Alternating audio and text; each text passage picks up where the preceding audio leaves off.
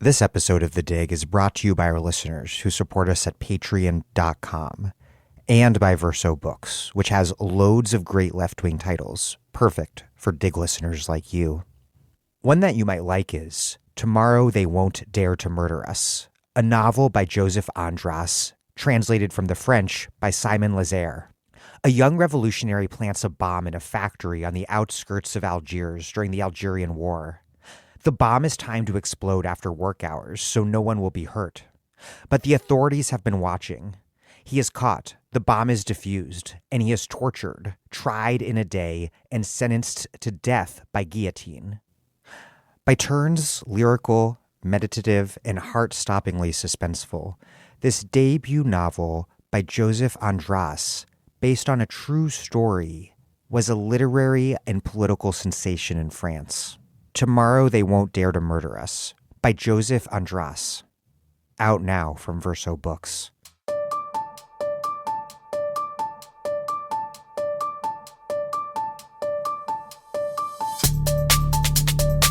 Welcome to The Dig, a podcast from Jacobin Magazine. My name is Daniel Denver, and I'm broadcasting from Providence, Rhode Island.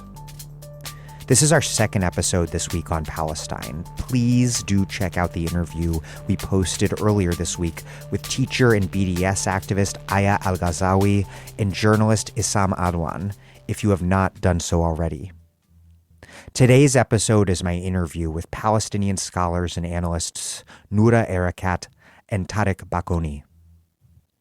We discuss a lot, including this latest round of Israeli assaults in Gaza, East Jerusalem, and throughout historic Palestine, the mainstream media construction of false equivalencies, the extreme right-wing trajectory of Israeli politics, the dynamics structuring the relationship between Hamas and Netanyahu, and what it means for the Palestinian national liberation struggle that Palestinians have so powerfully united across the divides that Israel has imposed, fighting for a free Palestine from the river to the sea. We also discuss the historic shift in U.S. public opinion underway toward the Palestinian cause that we see right now in the wake of last summer's massive Black Lives Matter protests. It's a powerful reminder that, once again in American history, the struggle for Black freedom here in the U.S. is a universal one that orients the American left toward the struggles of people everywhere. The U.S. left, as Mike Davis has repeatedly said on this show, needs to be a far more internationalist one that fights U.S. empire from the belly of the beast. Black Lives Matter has led the way, and that, I think, carries with it some very important lessons for how we think about politics. Finally, a ceasefire has, at the time I am recording this introduction on Friday afternoon, been announced, but Israel's apartheid regime, of course, continues. And so does the Palestinian resistance. Briefly, please support this podcast at patreon.com/thedig. if you regularly depend upon us for in-depth analysis like this about everything, everywhere. That's patreon.com/thedig. Also, please do contribute to the Palestinian people. I have included a link of organizations that you should donate to in the show notes. Okay, here's Noura Erakat and Tareq Baconi. Noura Erakat is a human rights lawyer and professor at Rutgers University's Department of Africana Studies and Program in Criminal Justice. She's a co-founding editor of Jadaliyya, an electronic magazine on the Middle East that combines scholarly expertise and local knowledge. She is also the author of Justice for Some, Law and the Question of Palestine, a book that I interviewed her about in 2019 and that I will link to that episode in the show notes. Tareq Baconi is a senior analyst for the International Crisis Group on Israel-Palestine and the author of Hamas Contained, The Rise and Pacification of Palestinian Resistance.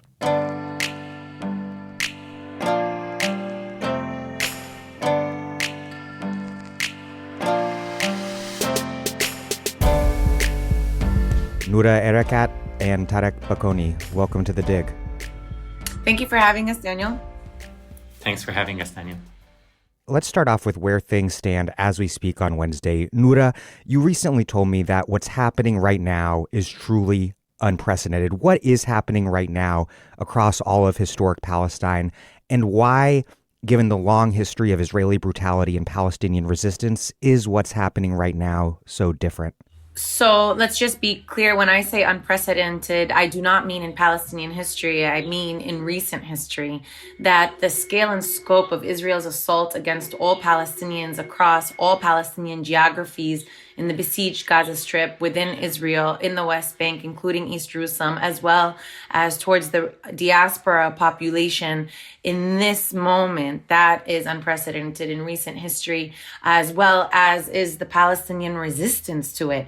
Normally, Palestinian resistance emerges in different pockets, but what we're seeing now is a unified, uniform response. Protests amongst the Palestinian citizens of Israel, who have asked me not to term them that way, but to regard them as enemies of the state or subjects of apartheid, from the Palestinians in the Gaza Strip, as well as the Palestinians in Jerusalem and throughout these West Bank. All of these are Zionist, legal and political, frankly, colonial demarcations that have separated Palestinians from one another. What folks need to understand about the significance of this moment is that the fact that you have Palestinians resisting across these geographies and the fact that Israel is assaulting Palestinians across these geographies is affirming once again the singular nature of the Palestinian nation and the singular nature of our cause, which is against a settler colonial project of removal of native Palestinians to replace them with Jewish Zionist settlers. This has now come to be clear in the form of resistance and has been also affirmed in writing. Palestinians have termed this the Palestinian Intifada, or uprising of unity. So just because the scale of this hasn't been seen since probably what's known as the Second Palestinian Intifada between 2002 and 2005. But Palestinians have resisted in this way for 100 years. We, as early as 1917, protesting against the Balfour Declaration and the designation of Palestine as a site of Jewish settlement, when Palestinians said Jewish people are welcome here as immigrants to find in Palestine a cultural home, but not a state, not a national state. We see Palestinians rise again in 1929 in what have been termed riots, but which has been consistently found to be mass uprisings, most significantly between 1936 and 1939, known as the Palestinian Great Revolt. Again, throughout the 1970s, when the PLO takes the helm of the liberation movement and transforms it from an Arab nationalist cause into a Palestinian nationalist cause, using national armed liberation struggle as a primary tactic and strategy for liberation. Now this. So although what we're seeing is unprecedented in recent history, it is a continuation of Palestinian struggle against Zionist settler colonialism. Tareq, something that's key here that Noura just mentioned is the role of Palestinian citizens of Israel, or as Noura put it, enemies of the state, who have risen up in greater numbers in more places at any time since at least the early days of the 2000 Intifada. And this is huge, you argue, Tareq, because it shows that we're seeing this reinvigorated national consciousness and Palestinians rejecting the psychic separation that Israel has tried to impose with physical barriers. It also, I think, blows up this liberal notion that everything will be fine if it were not for the occupation. What, Tareq, does this all mean for the Palestinian national movement? I think it's incredible because it's a reclamation of a segment of our society that has been entirely marginalized from Palestinian consciousness, but also from the rest of the Arab world. One of the biggest tragedies of the creation of the State of Israel is that it brought up constituents of Palestinians, a segment of the Palestinian population, and appeared to internalize them into the settler colonial state, claimed them as Arab Israelis or Israeli Arabs, while also, obviously, as we know, legally and constitutionally disenfranchising them and keeping them at a distance from the state, but claiming them rhetorically as Israeli citizens, as subjects of the Israeli government. And in doing that, and obviously after the creation of the State of Israel, between 1948 and 1966, those citizens were placed under military rule. It was a military regime that controlled every aspect of their life. So in no way were they seen as equal citizens of the state, but at least rhetorically, they were claimed as such and disconnected from the rest of the Palestinian people, disconnected from the rest of the Arab world. And that rupture, the political and the social and the economic rupture, is one that has been with the Palestinian people for years. So that even at the heyday of the Palestinian liberation struggle, when the PLO was seen as the sole representative of the Palestinian people and was speaking from refugee camps and across the world, was in many ways still unable to speak to or on behalf of the Palestinian citizens of Israel. So what's happening today is unprecedented in the sense that even though this is building on a century of struggle against a singular regime of settler colonialism in the land of historic Palestine, it's unprecedented in the sense that these Palestinians that have been co-opted into that state are actually rejecting that cooptation physically, geographically, rhetorically, and talking about their own struggle as a struggle that's connected to the rest of the Palestinian people. So it's a development that's happening from within the state of Israel. So whereas before we would have had the majority of the struggle or the biggest part of the struggle taking place from without the state of Israel, from surrounding areas, we now have that being complemented with a struggle from within the state of Israel. And that goes to the heart of challenging what the Zionist regime is. It goes to the heart of challenging the idea that there can be a system of Jewish supremacy in the land of historic Palestine. And for me, it's a great moment of hope because it is, despite all of the sprawling system of control, the economic and military and security and rhetorical control that is, and diplomatic control that is aimed at putting Palestinians in silos and fragmenting them, we're seeing a process of shedding that, of destroying that system of control and overcoming it into a oneness that is really inspiring. And I think Palestinian citizens of Israel are at the heart of that. The current round of violence and repression was sparked by a move to evict or remove Palestinians in the East Jerusalem neighborhood of Sheikh Jarrah, which the Israeli Foreign Ministry has framed as a real estate dispute. How, Noura and Tareq, is the law being used to mystify settler colonialist displacement as a real estate dispute and to obscure the fact that Israeli law is explicitly racist in its treatment of Palestinian and Jewish land claims, a mystification that in turn obscures the entire history of the Zionist project? Just to point out that the law is being deployed by the state in order to shape this as a real estate dispute. It's not in the law itself, but all the spokespeople of the state, military, political, and otherwise, want to diminish this as a moment of conflict over private property rather than as a project of removal that connects all Palestinians.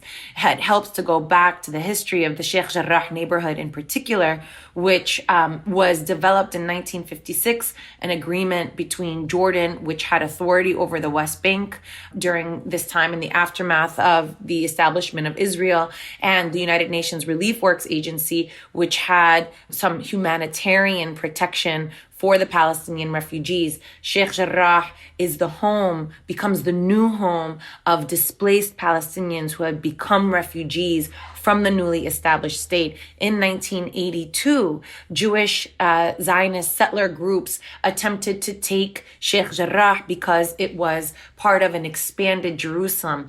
That in 1967, when Israel comes to occupy East Jerusalem and the rest of the West Bank, it expands Jerusalem's municipal boundaries by 10 times, some 17,500 new West Bank acres.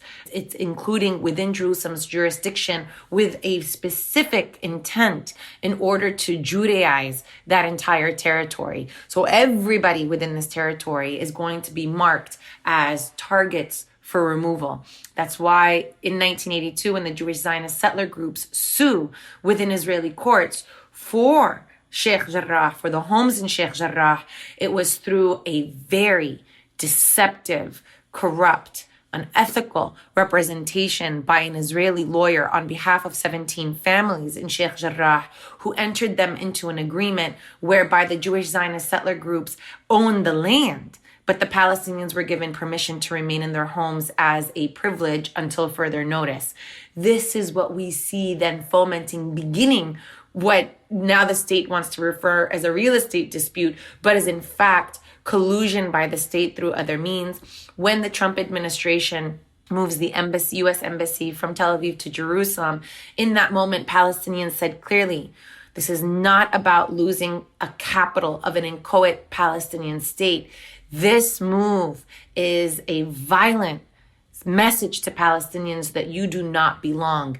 Everyone in that expanded, who were now stuck between Israel's annexation wall and the rest of East Jerusalem and what Israel had marked, from Sheikh Jarrah, Silwan, Al-Isawiyya, and other Palestinian communities in East Jerusalem, become marked for settler colonial removal. So the families in Sheikh Jarrah have actually for decades been struggling against this removal. They have for decades had the support of international solidarity. In each of those instances, as we're seeing now, it was the protests from the Palestinians and the international solidarity communities that have prevented Israel from successfully taking the homes, but not all of them. The Hanun family was taken out of its home and placed, they had to be in tents on the side of the street. These are settlers entering the homes with the backing of Israeli police and violently removing them. The Al-Kurd family is now facing this same process that others in the neighborhood have faced, and a process that Palestinians know intimately well because they have been subject to it, whether it be in Sheikh Jarrah, whether it be in Al-Khalil or Hebron, whether it be in Khan al-Ahmar, whether it be in Jaffa, where just last summer Israel was within the state trying to demolish and desecrate a Palestinian cemetery in order to expand a parking lot, or whether it be in the Gaza Strip where they expand the buffer zone, so to speak, but are in fact taking more land with less Palestinians on it. Tareq. I agree with everything that Noura just said. And I think part of the reason that I think Sheikh Jarrah was lightning rod, the way that mobilized Palestinians beyond that specific neighborhood, is because it's a microcosm of that broader reality that Palestinians are living in. It's, as we know, this idea of settler colonialism is an ongoing process. It's not something that happened in 1948 and ended. It's something that continues to impact the lives of every single Palestinian wherever they are, but specifically what's happening in Sheikh Jarrah, which is the loss of home, the loss of being able to stay on a bit of land in order to allow a Jewish settler to come into that land. That is the core of what the Palestinian experience is. That goes to the heart of what Palestinian nationalism and Palestinian struggle for liberation is. And so when we're thinking about, Noura's mentioning the examples of Jaffa in the recent past, but we can go all the way back to thinking about the Galilee and to thinking about other Palestinian cities in what is now Israel, Palestinian cities like Haifa, where these homes were inhabited by Palestinians one day, and then the next day were inhabited by Israeli Jews. This idea of dispossession is one that every Palestinian, no matter where they are, carries with them. And so in that sense, Sheikh Jarrah becomes a microcosm of that. And just to your point about the law, the audacity of claiming this as a real estate dispute, one that is legal on Israeli terms, even that is something that can be, even if you were to accept that on its face value, the racialized application of that law, that if you set that precedent of going back to those kinds of legal deeds and land claims and use those deeds in order to allow for Jewish settlers to go into Palestinian homes, that could set a precedent for Palestinians to return to their own homes in what is now West Jerusalem or the rest of Israel. But even that law is applied in a way that's racialized. And so the idea that the Israeli Supreme Court could be a platform for any kind of just resolution to this issue is laughable. I don't know of any conflict in the world where media coverage accomplishes so much, I guess, like gaslighting. The New York Times and other publications, they describe the incredible violence done by Israel against Palestinians, but then they go on to insist in the very same articles on framing the conflict not as an asymmetric one rooted in a settler colonialist apartheid state, but as this tragedy with both sides. What role does the mainstream media play in legitimating Israeli apartheid? And do you see any cracks beginning to emerge this time around? It's absolutely exhausting, Daniel. It's absolutely exhausting to be also subject to the barrage of the mainstream media narrative, which has been completely dishonest, if not acquiescent and compliant, thereby complicit in a project of war making and removal of Palestinians. The media is part and parcel of it. One of the ways that the media has framed this is to completely take this out of time and out of space. And so they refer to every particular moment as the moment of crisis, wanting to ask, how did we get here? How do you explain the escalation in the past 8 days in a way that continuously obscures that there has been a structure, that there is a struggle, that this is a freedom struggle, and so much that has been asked of us, myself, Tareq, Diana Buttu, Yusuf Munayyar, Ayel Ghazawi, Assam Adwan, who you had on yesterday, Maryam Barghouti, Yara Hawari, and so many other Palestinians who have been called to speak to the media, is not only to share the story, but frankly to serve as a corrective. Whether it be to the misleading headlines that frame the killing of Palestinians in the passive voice as if they were killed by some hurricane and not by Israeli missiles that are provided by the United States.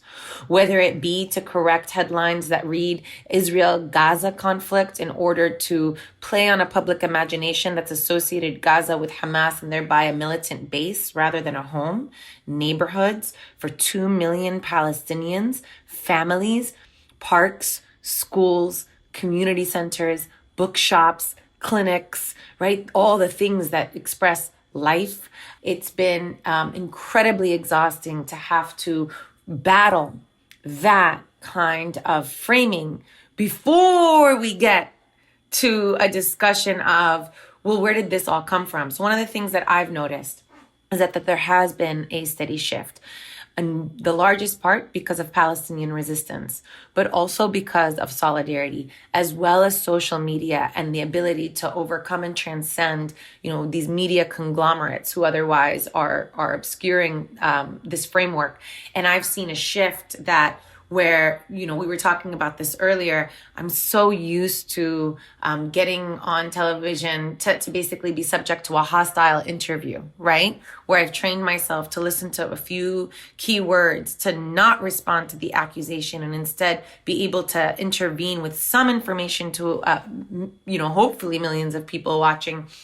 What we've seen then shift is now then Palestinians getting a platform and being able to tell their story, being able to say, not just we are not the terrorists, but then being able to say this is apartheid.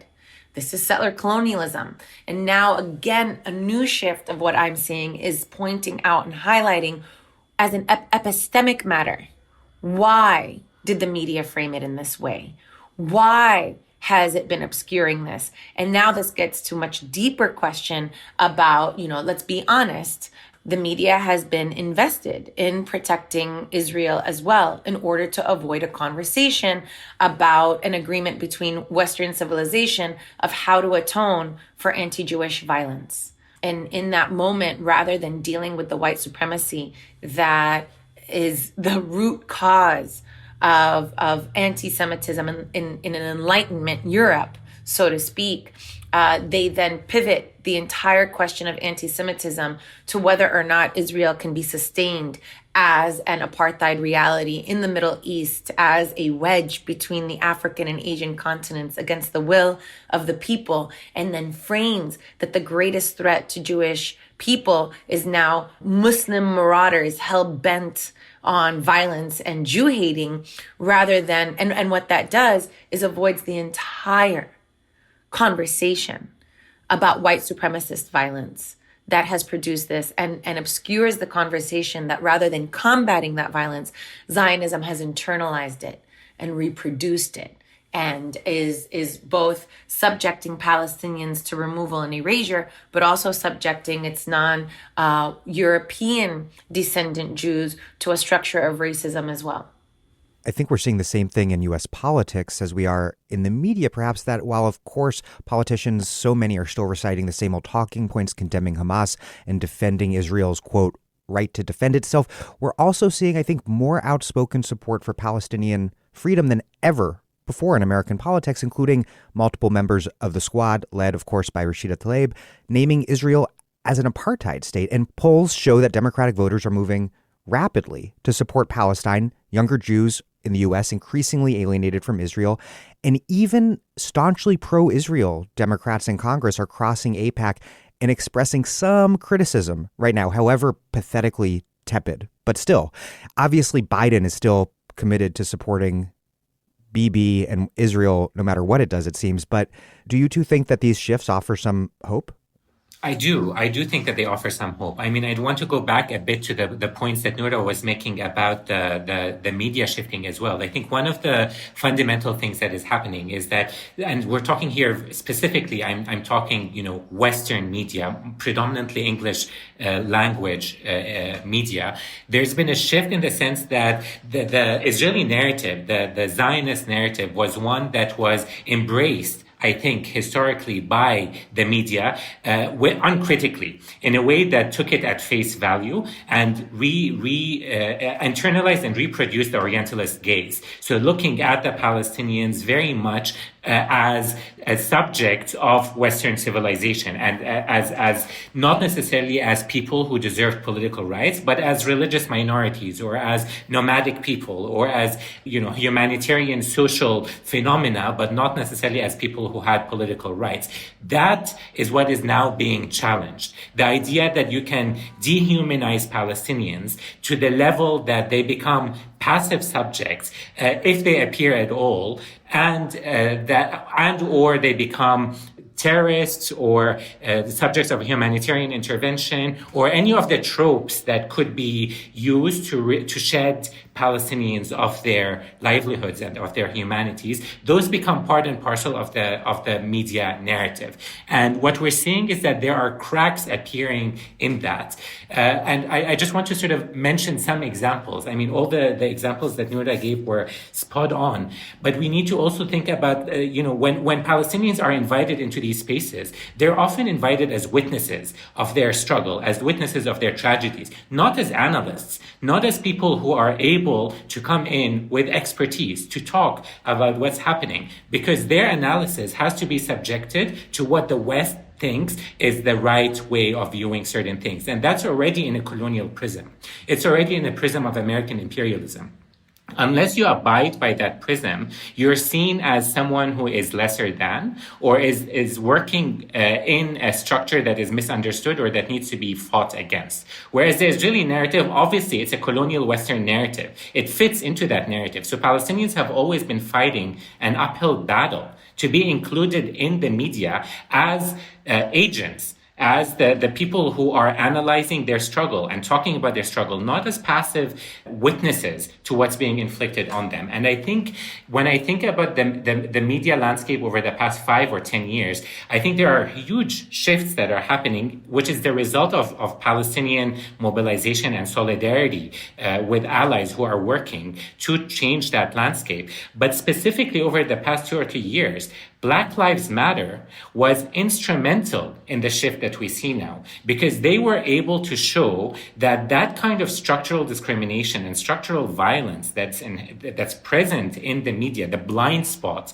that even white liberals have, the blind spot that they have about racism, about discrimination in the discourse, the media discourse, that has, I think, shattered something that allowed other indigenous populations and other minority groups to be able to show that blind spot actually exists beyond just African Americans, let's say, if we're talking in the US. And so it's created an opening that I think Palestinians are now benefiting from. And the fact that members of the squad, but not only, but that members of the squad are also bringing the Palestinian narrative into the American hallways of power, it makes it impossible for the media to continue avoiding this. So now they're trying to catch up to the story. I've never been as overwhelmed with media requests as I have been the past week. And that's incredible. It's just never been my experience as a Palestinian analyst, but also as someone who's worked on this for years, to be flooded with a kind of desire to hear the Palestinian point of view and the Palestinian analysis of that point of view. So one of the things I've experienced personally is in 2012 is when I started to be invited to speak as a Palestinian analyst, but then it was always as a counterpart to an Israeli apologist so that I could be presented, but only in debate form. Never as an expert on my own term. There had to be a counterposition.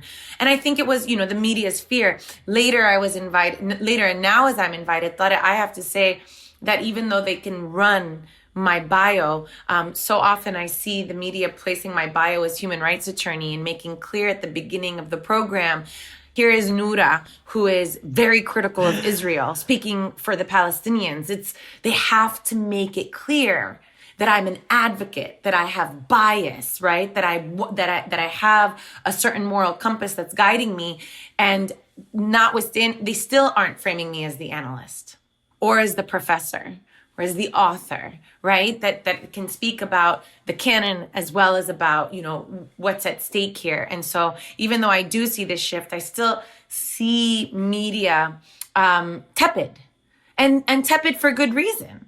People have been punished. Stephen Salaita had his tenure revoked. Norman Finkelstein was removed from his university. Mark Lamont Hill was removed as a CNN analyst for saying very basic things on the day of the international solidarity with the Palestinian people. Rashid Khalidi has been defamed. Edward Said, who we all exalt, was assailed because he threw a rock from the southern Lebanese border into Israel in a symbolic gesture and was framed as a Jew-hating terrorist and violent. There is deep punishment for this. The BLM knows this well. When they put out their 2016 platform, they were defunded by several donors.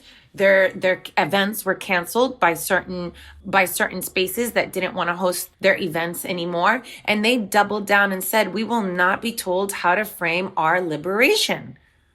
If we see it as entwined with the Palestinian people and other peoples who are subject to U.S. imperial violence, that is part of our narrative. And did double down, but not everybody is as brave or has been as brave. And so I think that these journalists, there's a lot of people I can tell you, for example, who will whisper in my ear or send me a text, but not say anything publicly. And it's not because of what they believe, but it's because they're preserving their own interests. They want to be invited to the next event. They want to secure the next contract. And I'm not, everybody has their own life to live, and this is not a moment of shaming. I am lifting this up and making it clear for people that this is a common experience. And the more folks that actually challenge this, that share their narrative, that share how they've been bullied or punished, the more of you that do that, the more we can actually break the dam. If one person gets arrested in a civil disobedience march, it really doesn't, it might not make a difference because that one person will be punished. But if thousands fill those jails to protest against this injustice, then that does break the dam. That does change this narrative. So just want to emphasize, we should name it. We should name it to encourage people that your experience is not singular, and that it's our collective response that will make a difference. Noura, you've written about how the U.S.-sponsored so-called peace process not only strengthened Israel's position, but weakened the Palestinian Liberation Organization, which in turn facilitated the emergence of Hamas, which was founded as an outgrowth of the Muslim Brotherhood in 1987, but had prior to that been entirely, basically non-political from its 1946 founding. And today, and Tareq, I know this is something you've written quite a bit about, Israel uses Hamas and its armed resistance as a pretext for their own brutality constantly. Tareq, how has Israel over the years sought to shape the opposition to their apartheid and occupation regime? And to what end have they been shaping it? Well, look, if we look at the Gaza Strip today, I actually think that understanding this history is fundamental for us to understand how the blockade is so sustainable. As I said a few minutes ago, Hamas has created a fig leaf or offered a fig leaf for Israel to allow the Israeli government to get away with the blockade and to excuse the blockade as a response to Hamas and to Hamas's quote-unquote terrorism against Israel. This is the product of an Israeli effort to portray any form of Palestinian resistance, and in this case, resistance, armed struggle from Hamas, as a form of terrorism. Over the course of the past 14 years, a dynamic has emerged between Israel and Hamas. It's a violent equilibrium where what the Israelis do is they allow Hamas to exist as a governing authority that is taking care of 2 million Palestinians that the Israeli government does not have to take care of, that the Israeli government outsources their humanitarian needs to countries like Qatar and to the international community to take care of, and maintains them enclosed in a strip of land that Hamas then governs, right? That reality allows the Israeli government to get rid of 2 million Palestinians and to sort of remove their responsibility from Israel, obviously all for demographic reasons, to make sure that Israel maintains a Jewish majority or the semblance of a Jewish majority in this sort of architecture of occupation and blockade that exists. Now, Hamas plays into that in the sense that Hamas exists now as a Palestinian resistance movement with its own territory, with its own base that is obviously not liberated because it's under occupation and under blockade, but where within that territory, there are no occupation forces. Palestinians can move about without being targeted or harmed or harassed or killed by Israeli occupation forces. There's a relative freedom within the Gaza Strip that is fundamental for Hamas to develop power and to develop its own military infrastructure. So that equilibrium has manifested in a sort of what scholars have called a language of violence. Obviously the violence of the blockade means that Hamas then resists that violence using rocket fire. When rocket fire reaches Israeli shores, Israel is then forced to concede. It's forced to either open open the fence for a bit, ease the blockade, allow some trucks to come in, and ultimately ease life in Gaza while maintaining the architecture of the blockade as it stands. From the Israeli perspective, what they call for is calm, which means no rocket fire and Palestinian acquiescence to the blockade. And what Hamas does is refuse to give calm as long as the blockade is in place, because the blockade itself is a structure of violence. So that equilibrium has been sustainable and has worked for both Hamas and for Israel for the past 14 years. What is so incredible about this moment in time is that Hamas's firing of rockets at Jerusalem took Israel by complete surprise, because it overturned this rule. It overturned these rules of the game that we will fire rockets only when we need access into the Gaza Strip or when we need to loosen the blockade. And when you meet us halfway through a flimsy ceasefire, you will have quote unquote calm until the next iteration. This process the Israelis have called mowing the lawn.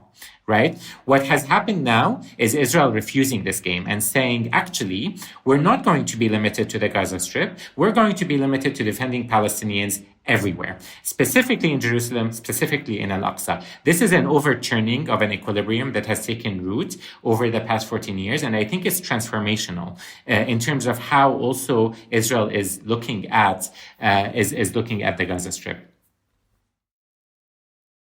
This current round of violence against Palestinians comes after Arab governments have decisively turned their back on the Palestinian struggle, with Bahrain and the UAE normalizing relations with Israel and Saudi Arabia doing the same informally as well.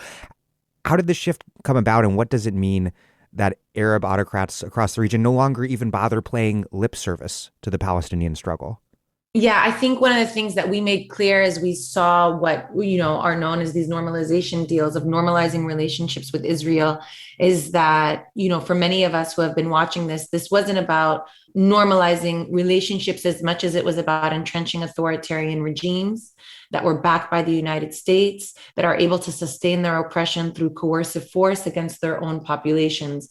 Bahrain is probably the most significant example of that, given that they have violently repressed their own democratic uprising against their population. They've bombed out the Pearl Roundabout, which was the Tahrir Square of Bahrain, for activists.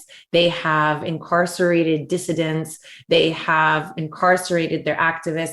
Those who, when it came to Sudan, for example, we understood that it wasn't the Sudanese civilian government who entered into this agreement, but its military government instead, which made plain that this was about the consolidation of violent authoritarianism against peoples that certainly harmed Palestinians, but also harmed other Arab populations, predominantly in African populations, who have been seeking a better future. Also, to put that in context, the other thing about normalizing with Israel. Let's just put that in historical context.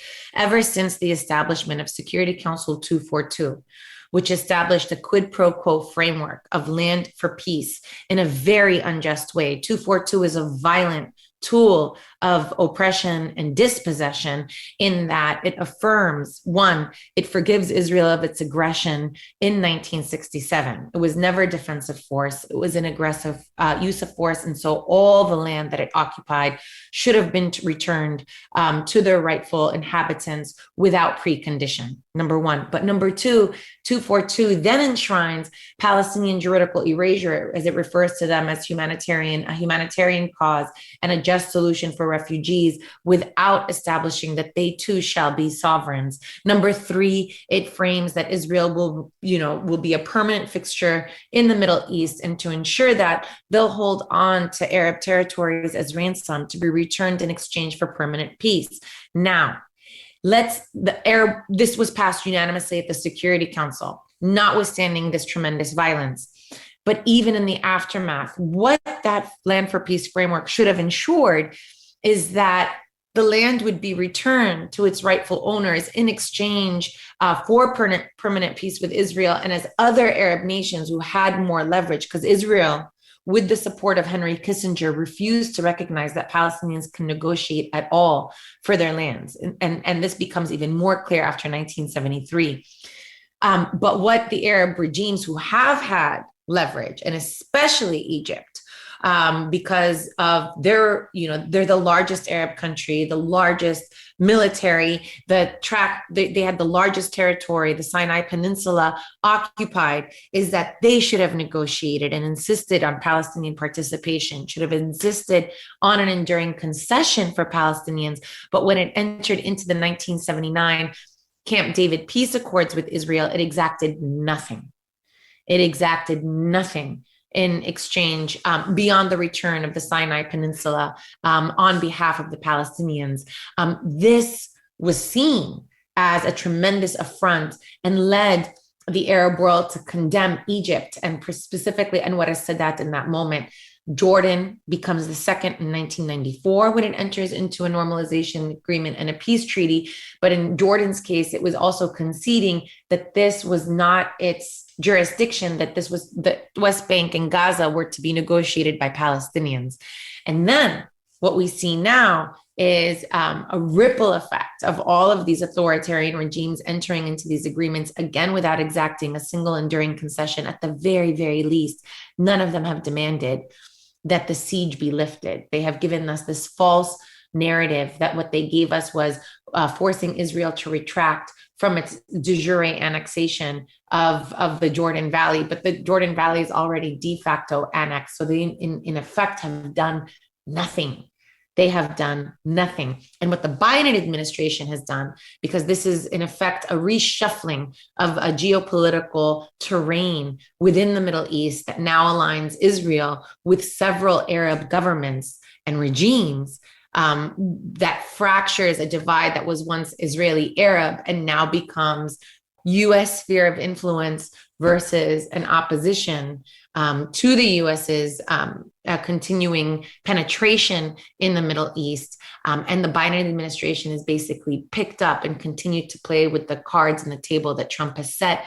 This isn't a surprise for us on the left, who never thought for a second that Biden was going to become an anti-imperialist, but it is worth reminding, listeners that there is not only have they not moved the embassy back to Tel Aviv, which also would be a shortcoming, not only have they not changed at all their approach to their protection of Israel at the Security Council and elsewhere, or their military support for it, but they are also in lockstep continuing the Trump administration's agenda, which liberals were so fervent and excited to condemn, but are now silent. Tareq? I don't have much to add. I just want to say one thing. I mean, I spent a few days in the UAE recently to try to understand how this normalization agreement was put forward and what kind of impact it had on the ground. And I want to say two things that I came away with in terms of observation. The first is that there's a lot of fear around any kind of opposition to the agreement coming from Emiratis as well as from the Palestinian diaspora in the UAE.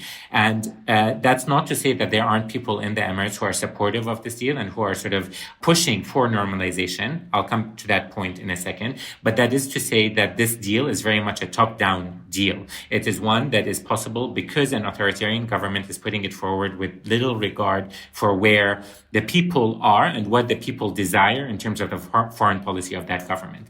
But the second point is that I was shocked by how Zionist the Emirati discourse is around things like we are a self-made nation. We've built ourselves up from the bootstraps. We're living in a region that is committed to violence and committed to instability. We are fighting Islamism. We are fighting the backward trajectory that other countries are committed to, and that vision is what shapes and sort of supports much of their exposure to or sort of desire to link up with the Israeli state. They see the Israeli state as a counterpart, as another regional power that is committed to the regional vision. Obviously, it's a regional vision that is anti-democratic, that is maintaining stability rather than reform and rather than change and rather than greater human rights and the sort of everything that the Arab Street stood for in 2011.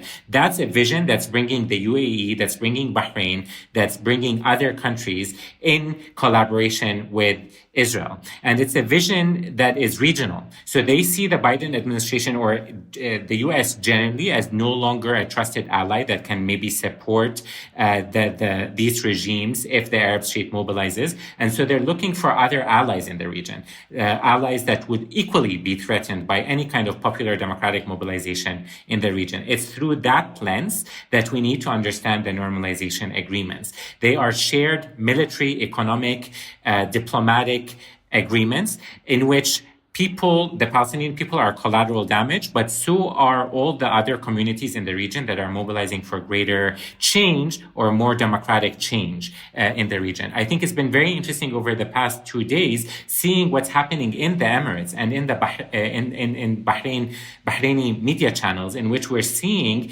time being given to the Palestinian struggle. Suddenly, the UAE and Bahrain are shamed by the fact that they had thrown the Palestinians under the bus through the normalization agreements, and they're trying to position themselves as supporters of that, or at least putting through the airwaves the narrative that, we're still here, we're still listening to the Palestinian struggle.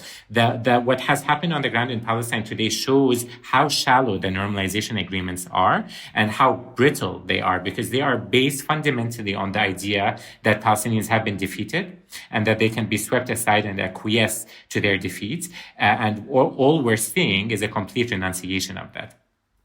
I want to talk about Israeli politics, where it seems as though the imminent contradictions of settler colonialism present since the very beginning of Zionist settlement have really come to the surface. Likud and even more extreme right parties dominate labor has all but collapsed, and Israeli politics are in a state of permanent crisis as Netanyahu's repeated inability to form a majority leads to election after election as he seeks to evade prosecution for corruption. Did the Zionist project make labor Zionism impossible and the right-wing dominance that we see today inevitable?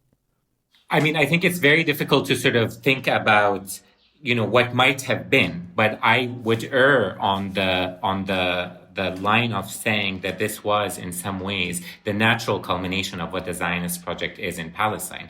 It was always meant to be the creation of a Jewish homeland in historic Palestine. And I think the expansionist nature of that project began and expanded under Labor, not under Likud. So we're already thinking about a false division between Likud and Labor, or right and left in Israeli politics, which does not go to the heart of what is in truth already a settler colonial project that is looking to displace Palestinians.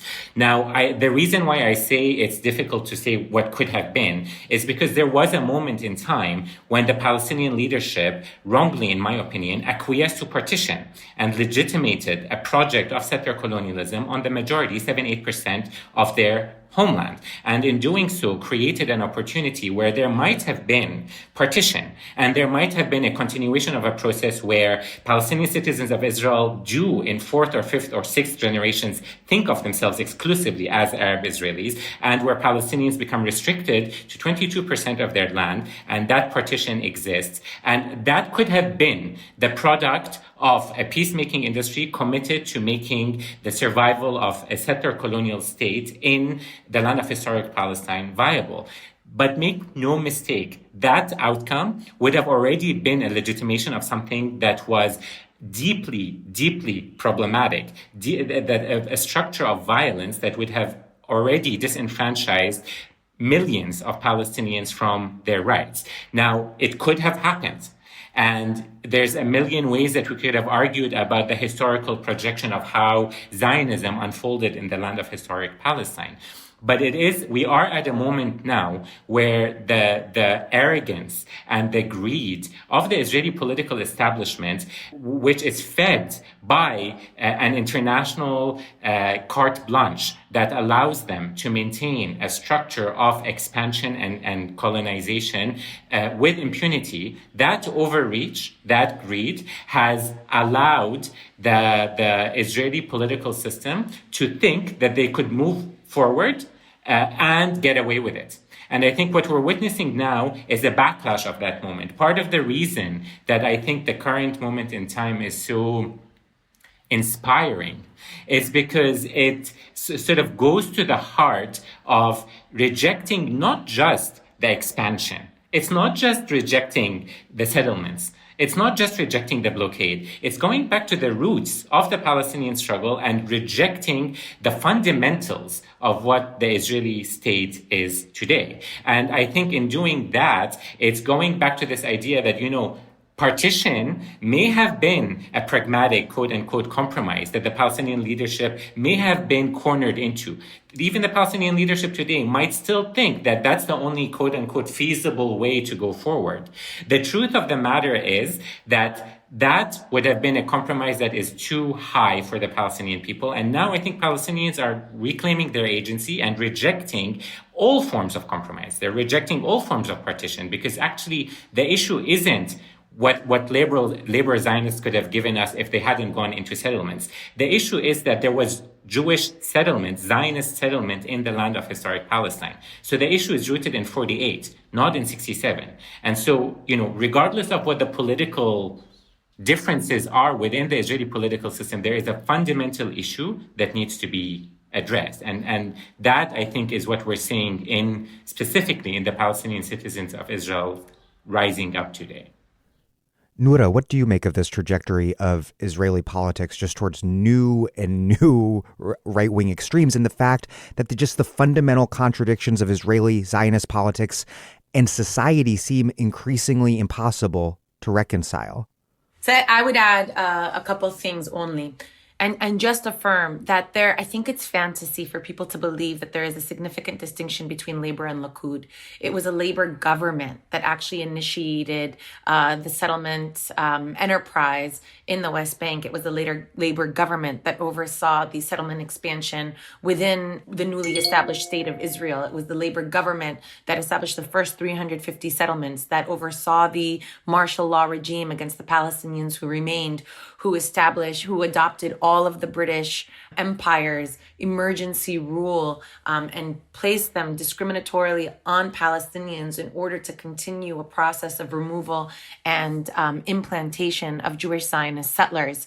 So that we don't see Likud even come onto the Israeli political scene until 1977. So to then make this about, lamenting, but Labor actually had a vision. What we should lament is the beginning of Zionism, which was, for some was about not just an establishment of a state in Palestine, but had something to do with a vision for Jewish emancipation. That gets co-opted by a Western civilizational analysis and a colonial framework that basically sees brown and black bodies as redundant, either redundant or to be exploited. So that would be the first. The second thing I want to say is that the Israeli left has been decimated. And I would blame all of the liberal Zionists who have insisted that you approach Israel as an ally and a friend, but without accountability, without punishment, without forms of sanctions, right? That's what we saw in J Street as it continuously blocked attempts to boycott, divest, and sanction Israel out of one side of its mouth, but insist on some sort of equitable outcome on the other side. You can't have that, right? The Israeli left has been decimated, especially since the Second Palestinian Intifada, and are now, I get texts from people who are as Jewish Israelis afraid to go out into the street because they'll be attacked as well, or Jewish Israelis that are afraid to sign on to petitions because they will be punished as well. And so in fearing for their own forms of vulnerability, are not speaking out on behalf of Palestinians and have allowed and paved the path to the ascendance of a Israeli settler movement to the center of Israeli government, to its helm. What I find really shocking is it seems to be that no matter what Israel does, how much it speaks its own truth from its own mouth when it says, we're going to turn Gaza into a parking lot. Ayelet Shaked saying that Palestinian mothers give birth to Palestinian steaks, or saying that, chanting death to Arabs, or organizing themselves in Jewish Zionist gangs with the protection of the police to attack other Palestinians. It seems that irrespective of all that, there is somehow a congenital inability to contend with the fact that Jewish supremacy and anti-Palestinian racism is constitutive of the Zionist project, from its liberal flank to its most rightist core. It is about preserving Jewish Zionist supremacy at all costs. It is after that preservation and achievement that they then begin to think about, what can be then given to the Palestinians now? What's insult to injury is that in that aftermath, in that afterthought, we're also expected to then compromise with those crumbs. I'm Aziz Rana, and you're listening to The Dig, a great place for analysis about where we are, how we got here, and what can be done. It's my favorite podcast, and you can support it at patreon.com. You definitely know about The Dig since you're listening to this podcast, and you probably know about Jacobin, which helps put out The Dig, but you might not know about Catalyst, a journal of theory and strategy. Capitalism is once again up for debate. Catalyst, a journal of theory and strategy, is a scholarly journal produced by Jacobin Foundation that aims to do everything it can to promote and deepen this conversation. Its focus is, as the title suggests, to develop a theory and strategy with capitalism as its target, both in the North and in the global South. That's an ambitious agenda, but this is a time for thinking big. You can check out Catalyst's great essays, including contributions from scholars like Mike Davis, and subscribe in print for just $20 for an entire year by going to bit.ly/big Dig Catalyst. That's bit.ly/Dig Catalyst. For the decades that labor Zionists ran Israeli politics, it seems to me as though their pairing of settler colonialism with racially exclusionary forms of social democracy, and in the early years, of course, the celebration of the communal life on kibbutzes, that this all provided liberal apologists for Israel in the West, particularly in the United States, with the means to portray Israel, falsely, of course, as this progressive force in the Middle East. But now that liberal mask has been torn off and the brutal violence and racism inherent to the Zionist state has been revealed. Do you think that that's played a critical role in shifting politics in the U.S. and elsewhere?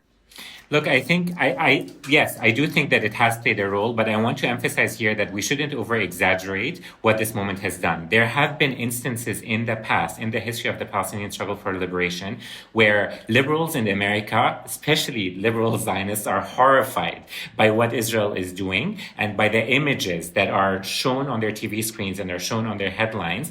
And then the next day, they fall back in line. They fall back in step with this idea of Israel and the U.S. sharing certain values and having a special relationship with Israel, being a close ally of the U.S. I'm thinking specifically about the 1982 Israeli invasion of Lebanon and the massacring of Palestinian refugees in the Sabra and Shatila camp. That was a turning point for many in the U.S. who looked at the pictures that were coming out from that camp and were reportedly horrified that this state that they thought was a weak state in the Middle East that was always defending itself against much stronger armies could put forward that kind of carnage and could destroy to the level that it did in Lebanon. And it was a bursting of their bubble that this is not the state that we thought we were supporting. And look at us now in 2021. We're having a conversation about whether this was something that could burst the sort of, and by they, I mean liberals who often support Israel as a bastion of democracy in the Middle East, not realizing that in doing that, they're already internalizing such reductionist, racist language and misunderstandings and misinterpretations of what the Middle East is. So I do think that the media is catching up to this shift, and the level of violence and the images that we're seeing are obviously factors in that. But I don't want to underestimate the ability of spectators and peoples to fall back on rhetoric that was already shown to be problematic and to stay stuck in a cycle of thinking the violence that they're seeing today is exceptional rather than fundamental to the state project. I want to turn to Palestinian politics. How has the current political landscape in Palestine, with Gaza under Hamas rule, the West Bank run by the PLO-dominated Palestinian Authority, and nearly 2 million Palestinians inside Israel, how has that all shaped the current moment? Who is leading the Palestinian movement? And could this present moment of violence and struggle, could it change the balance of forces within Palestinian politics and within the national movement? I know you're asking it for the audience, but I want to point out that I get asked it all the time. So I'm not responding to you. I'm using your provocation as an opportunity to also tell folks about, when you hear this question, what is the subtext? The subtext is not genuine curiosity.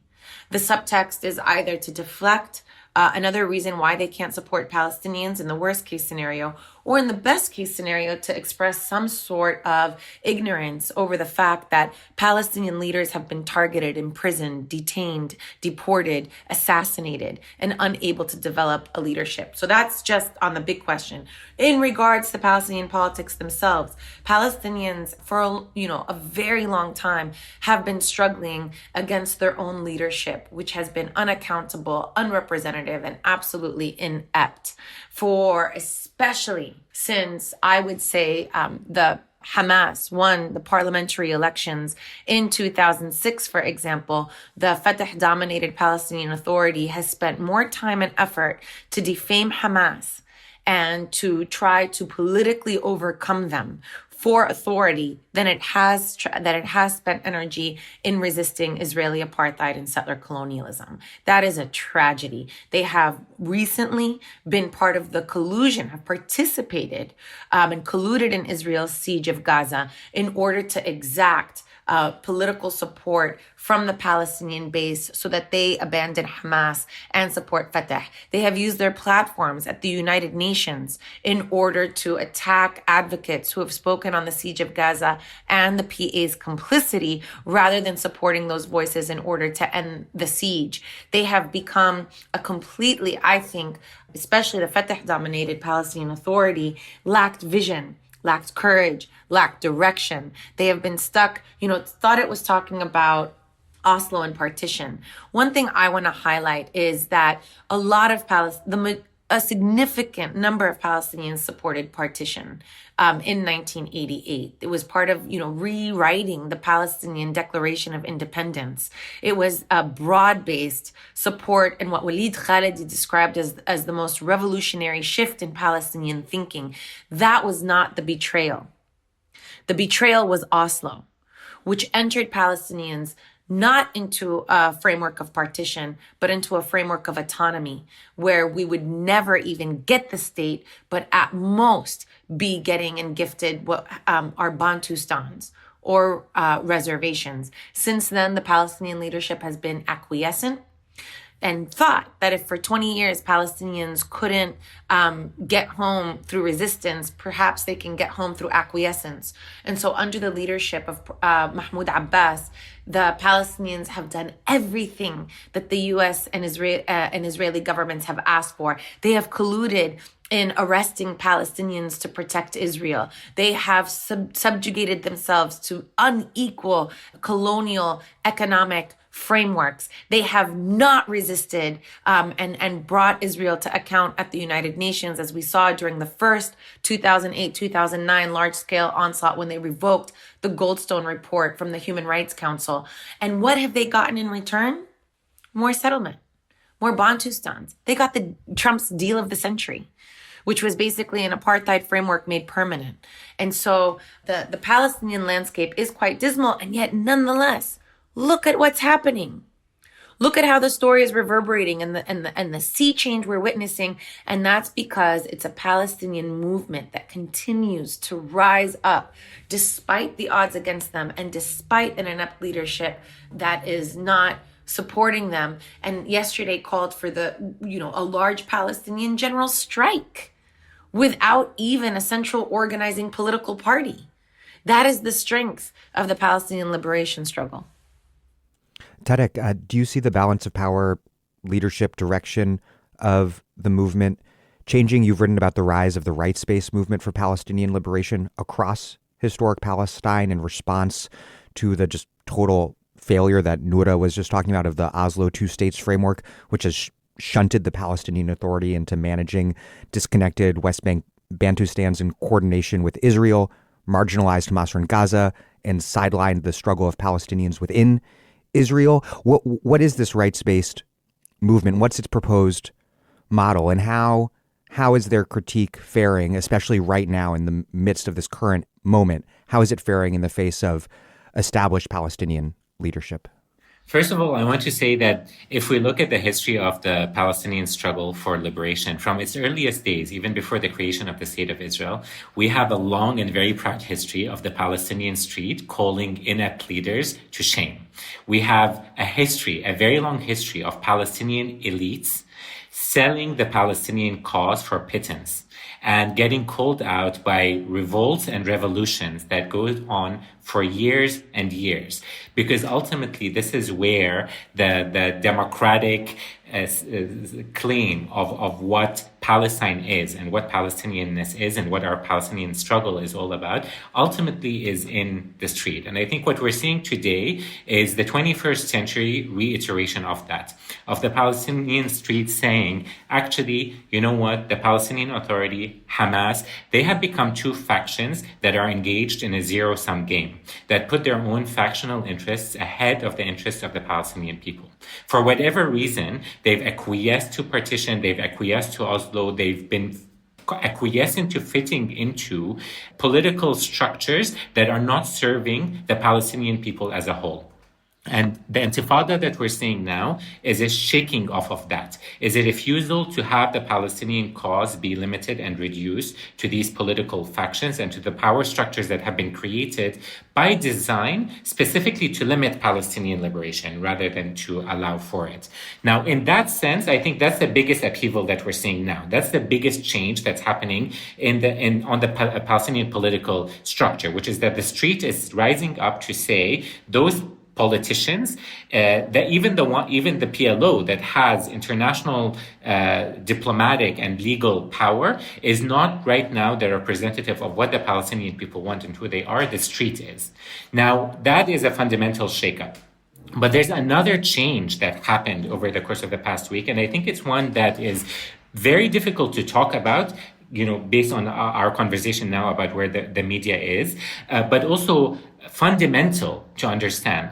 When Hamas began firing rockets in order to protect Jerusalem from Israeli aggression, it was opening up space for Palestinians to reclaim agency and for Palestinians to be in a position where the right to self-defense is not only a right that Israel and the Israeli Jews can claim, but also that Palestinians can claim. By the time the first rocket had fallen on Israeli territory, 500 Palestinians had been injured in Jerusalem. But the first time we heard the international community talk about the right to self-defense, it came when the first rocket entered Israeli airspace. And so what happened is a fundamental shakeup of this idea that actually Palestinians have to be acquiescent to have any kind of concessions from Israel or to move forward or to be accepted by the political community. The struggle that we're seeing now is a struggle that has to be expansive. It includes popular protests and people in the street, but it also includes armed resistance. It should be armed resistance in the form of, in accordance with international law, and it should safeguard the lives of civilians. But armed resistance is an appropriate way to deal with a militarized regime that is bent on killing and destroying Palestinian lives. And so in that sense, that's a fundamental shakeup that's happening in Palestinian politics, because it's not only breaking out of the idea that we need to be passive, that has the Oslo straitjacket that has informed what the Palestinian Authority is, but it's also created room for the Palestinians to see that in their political engagement, there are different facets of struggle.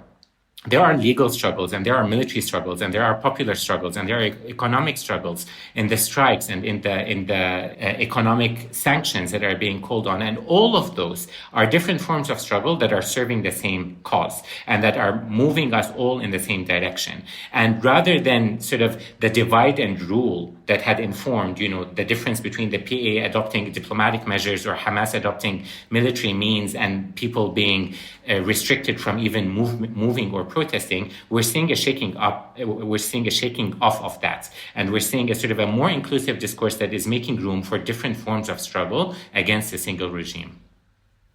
Do you think we might finally see the end of the zombie Oslo framework that's just been restricting Palestinian politics for so long? Is this the beginning of the end of that?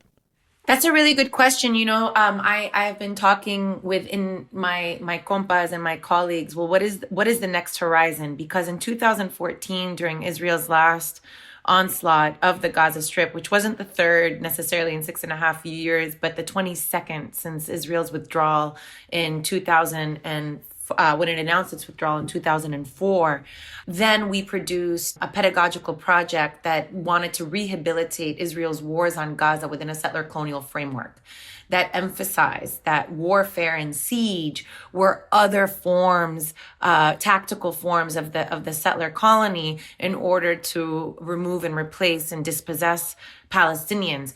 Now in 2021, I think that's become obvious, right? As Palestinians rise up in an intifada of unity. And so we've been asking ourselves, well, then what's the next horizon? If now this has been, catching up to understand that Gaza is not separate, but Gaza is part of the Palestinian struggle. And by the way, the separateness has been deliberate since 1993 when Israel first developed the first enclosure around the Gaza Strip, not as we know that it developed the enclosures in the aftermath of Hamas's parliamentary win. In any case, so when we think about what's the next horizon, this has been precisely the issue. Can we make this the final and formal death of the Oslo framework? There is abundant analysis. There was analysis on the day after when Edward Said wrote his essay. I think he published it in the London Review of Books and said, the morning after. He then publishes that essays, demonstrating the failures of Oslo that Yasser Arafat bans from being distributed amongst Palestinians and then prevents him from even coming to Gaza to address the first human rights conference because of his dissent. But since then, there has been abundant analysis that has shown the limitations of Oslo as a trap, that there is no promise even of a state. When I wrote my own book, I examined Oslo thinking that I would use my legal scholarship, expertise to translate the legalese into a language people can understand, to see just the unjustness of it. But when I read the documents, I realized you do not need to be a lawyer to understand this. You merely need to be literate. So the question I answered instead was, why did the PLO enter into this? And how did Israel achieve this, right? Since 2000, I've been a part of the chorus that said that the peace process has been dead since the Second Palestinian Intifada, when Israel besieges Yasser Arafat in the presidential compound, ultimately kills him, and adopts a program of assassination against the Palestinians whom it is supposed to protect. Since 2000, we have seen a shift from a framework of occupation of Palestinians to warfare against them, even as they are under their domination. It is so grotesque. It has been time to abandon Oslo. The problem is that the kind of in the Westphalian framework and through diplomatic capitals, they remain beholden not to the Palestinian grassroots movement, who has been insisting upon this shift, but have remained beholden to the so-called Palestinian official leadership. And that leadership has been dragging its feet because it doesn't have a plan, and it won't move aside to let others take that space as it wants to maintain its power, so to speak. Tareq? Yes, I agree with everything that's been said. I think that the Oslo framework, I think, is more sustainable than we would like to hope for various reasons, including that by design, it was made to create systems of dependency that cripple Palestinians. So Palestinians now have an extremely high cost for mobilizing and for protesting. They might lose their livelihoods. The Palestinian Authority in the West Bank employs the majority, or not the majority, but a significant proportion, possibly the majority of the eligible workforce in the West Bank. So the system has been designed to be sustainable, and we've seen the Palestinian leadership accept the restraints and the chokehold of the Oslo Accords and be unable to break out of it, which was my point in the earlier question about the street forcing the Palestinian leadership out of what has become a trap for them that they have been unable to shed on their own. And the other point here is that the Oslo project is not necessarily only restricted to Israel-Palestine, in the sense that there's international investment in this project. It's a project that's meant to manage the status quo. It's a project that's meant to sustain a level of stability or quiet in Israel-Palestine. And by quiet, it's obviously quiet for Israel and Israeli Jews who are able to go about their life without feeling the cost of the occupation, because they are entirely protected from understanding what the regime that they're living under is doing in the rest of the territories. But that is but on the other hand, for Palestinians, is obviously no quiet, because they are living under a regime of violence and what Noura calls rightly a regime of assassinations. But the pain that Palestinians might feel is acceptable to the international community. Their measure of what is unacceptable is Israeli Jewish fear, or Israeli Jewish insecurity, or Israeli Jewish economic disenfranchisement. So under that rubric, it's acceptable for the status quo to continue as long as possible. And quite frankly, many diplomats that I speak to tell me that it's more desirable to have the status quo and to maintain this current trajectory than to move into a new reality, because the new reality is a reality of possibly instability. It's a reality of disruption. And my question to them is always, disruption for whom? Because this reality now is a reality that is sustainable, and it is a reality that is one that can be tolerated if the only prism that you're looking at is the prism of Israeli Jewish security or Jewish lives, as versus the lives of the entire inhabitants who are living from the river to the sea. And so the Oslo Accords there's a lot of investment in maintaining them and in maintaining this as a conflict, quote unquote, that can be managed indefinitely. So, I would hope that this is a turning point. But I think as Palestinians, we have a lot of work to do to make sure that the international community and our own leaders don't fall back into the same straitjackets that have held us back. Tareq, I wanted to follow up on a point you made a few answers back about how violence is represented in the conflict. Today, Israel constantly points to Hamas rockets that have killed a very small number of Israelis to justify just repeated massacres of very large numbers of people in Gaza. But just a few years ago, Israel got away with massacring civilian protesters at the border with Gaza. How is it that any form of Palestinian resistance, nonviolent or violent, is delegitimated at the same time as Israel's overwhelming military assaults are normalized? And what role in particular does the demonization of Hamas and then the demonized Hamas's association with Gaza, what role does that play in it all? I think let me start by talking not just about the role of violence, but just this framework in which Israel has been very successful at pushing forward in the Western discourse and in the international community, which is the framework of terrorism. When we think about what's happening in the Gaza Strip, the first thing that most Western diplomats or media would think about is that the Gaza Strip is a terrorist enclave and that the blockade is put in place in the Gaza Strip because Hamas came to power and took over the Gaza Strip. The Gaza Strip has been a pain for Israel since Israel's establishment. And the reason for that isn't because Hamas is in power or Hamas is in the Gaza Strip. Hamas was created as a movement in 1987. The reason is because the Gaza Strip has 2 million Palestinians, the majority of whom are refugees and want to return to homes that are now in Israel. In order to deal with that reality, the successive Israeli governments have dealt with the Gaza Strip through isolation, through bombardment, through excessive force, through sanctions, through threats of expulsion. The violence that has been directed at the Gaza Strip long predates Hamas. What Hamas has done inadvertently is provide the Israeli government with a fig leaf. Now, suddenly, there's an excuse for the blockade of the Gaza Strip. Now, suddenly, there's an excuse for the use of excessive force, and that excuse is terrorism. And so in that kind of framework, in that framing, if this is the sort of the uncritical narrative that we want to hold on to, there is no excessive force, because what is being shot at in the Gaza Strip are not people. They're terrorists. So when we have protests at the fence of Palestinians marching to return to their homes, and we have Israeli snipers literally snipering off unarmed civilians and medics and journalists, and we have the International Criminal Court carrying out an investigation and showing that Israel is possibly violating international law and carrying out war crimes against protesters and civilians in Gaza, that then becomes excused under the rubric of terrorism and under the rubric of self-defense.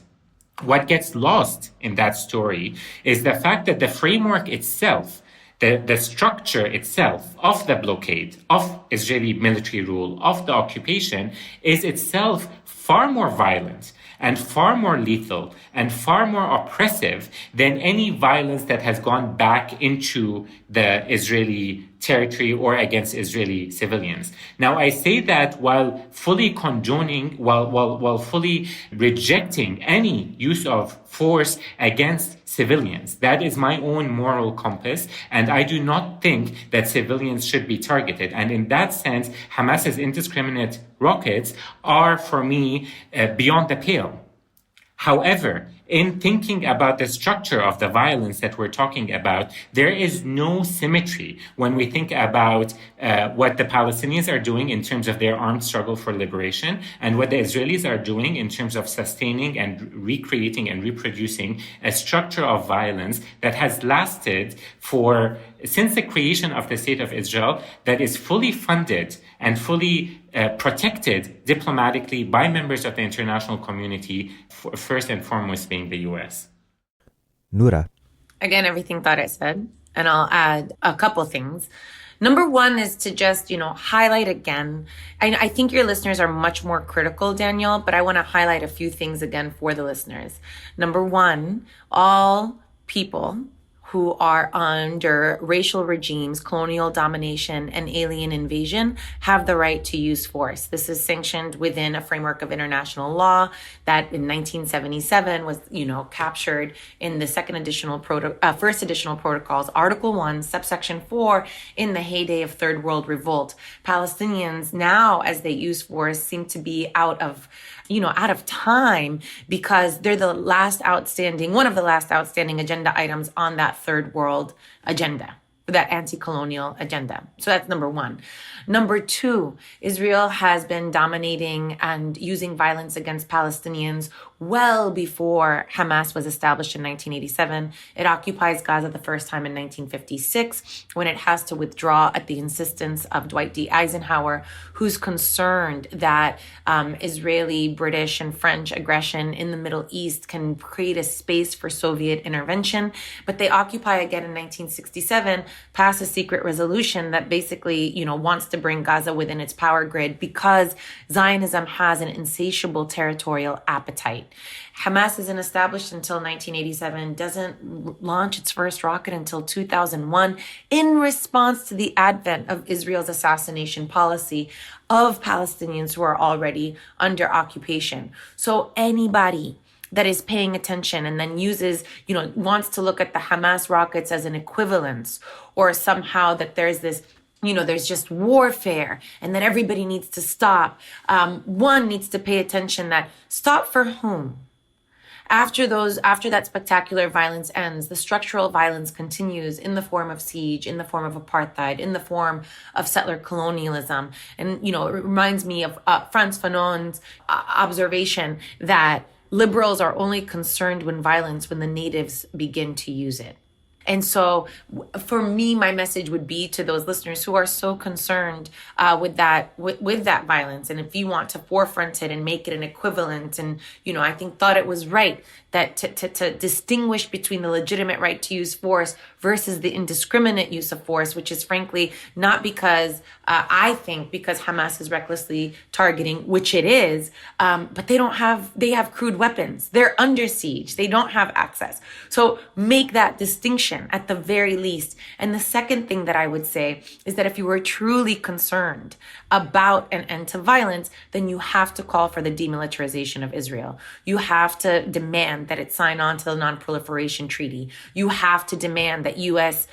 Military support be conditioned at least to U.S. laws. I would say cut it completely, right? You have to call for sanctions on Israel. You cannot say that you've de-escalated this moment without ending the siege. The siege cannot continue. There is no military solution. Israel admits there's no military solution to the situation in Gaza, which means that at the very least that we cannot move forward and accept again that we enter into another cycle, as we've seen, without ending the siege on Gaza as the bare minimum in this moment. I want to close by talking about solidarity politics and ask you both what your assessment is of BDS's track record in the U.S. and elsewhere, because unfortunately one often reads more about anti-BDS victories here than BDS wins. But are there ways in which BDS has been successful, even though its formal demands for boycott, divestment, and sanctions have yet to be won? So let's just emphasize something that Palestinians have been saying over and over again. BDS is the floor, not the ceiling. BDS is a tactic that we are asking our solidarity communities to take up with Palestinians, but is not the liberation framework. It has deliberately and specifically punted any political questions about the future of Palestinian leadership and Palestinian liberation, and said that we can't answer that question without a broad swath of Palestinians participating since the decimation of the Palestinian Liberation Organization. But what we can do is insist that any solution include these right-based frameworks, right? So again, I just want to emphasize that this is the ceiling, not the floor. It is a tactic, and it is the least that people can do. I also want to emphasize, as powerful as BDS has been, because it's given participants in this violence, especially U.S. taxpayers, to be accountable, right? It's also reflective of just how hollowed out Palestinian resistance has become due to the U.S. and European attacks upon it. Legal efforts have been framed as lawfare. Military efforts have been framed as terrorism. Grassroots efforts have been framed as anti-Semitic. BDS has been framed as anti-Semitic, even though it's the canonical form of nonviolence.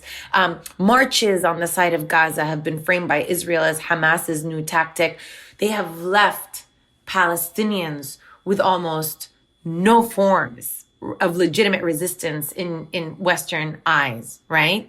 And so BDS then becomes, what BDS also represents is the fact that it becomes dependent on the solidarity movement to take up the mantle, to believe Palestinians when they speak, and then to exercise their agency, not because Palestine is just another issue in the world, but because specifically it is the responsibility of the United Nations, which legitimized the state of Israel in the form that it did without more conditions. It is the responsibility of the UN, which is sustaining Israel's violence. It is the responsibility of the European Union, which has participated in this violence by containing the status quo rather than resolving it. And so I still encourage people to participate, but I would say that this is the least that can be done. Tareq. Absolutely. I agree with that. And I would add one thing, which is to say, not only is it the responsibility of the international community, I think that Palestine is a part and parcel of the struggles that other people have elsewhere. And we cannot separate what Palestine is from what the BLM struggle is, from what the struggles of other indigenous peoples are. I think the Zionist settler colonial regime that exists in Israel today is a product of what American imperialism looks like. Fighting Palestine is a fight that also means advancing and progressing the rights of different communities and indigenous peoples and minorities elsewhere. And so in that sense, I think that solidarity needs to be to de-exceptionalize Palestine, for all of us to think about what this struggle is in ways that bring Palestine out of this silo and put it in with the rest of the struggles that we're all facing. Noura Erakat and Tareq Baconi, thank you both very much. Thank you for having us, Daniel. Thank you, Daniel.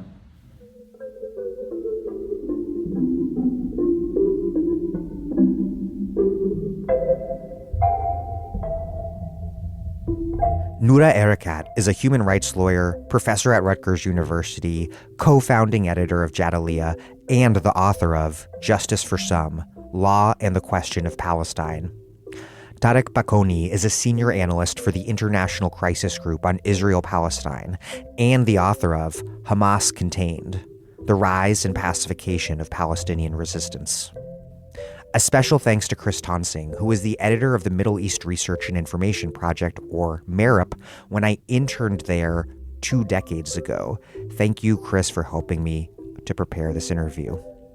Thank you for listening to The Dig from Jacobin Magazine. As Marx once said, after noting that the profound hypocrisy and inherent barbarism of bourgeois civilization lies unveiled before our eyes, turning from its home, where it assumes respectable forms, to the colonies, where it goes naked.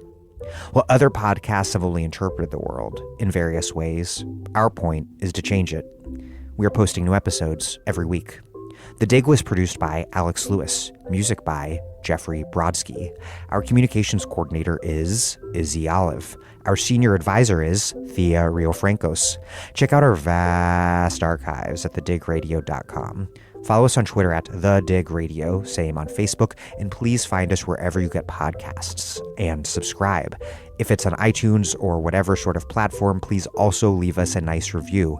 Those reviews do help introduce us to new listeners. But more than that, telling your friends about the show, that's what really matters. Tell them why you listen, why they should listen, etc. Please do make propaganda for us. And do find us at patreon.com and make a monthly contribution to help keep this podcast up and going strong. Even a few bucks a month is huge.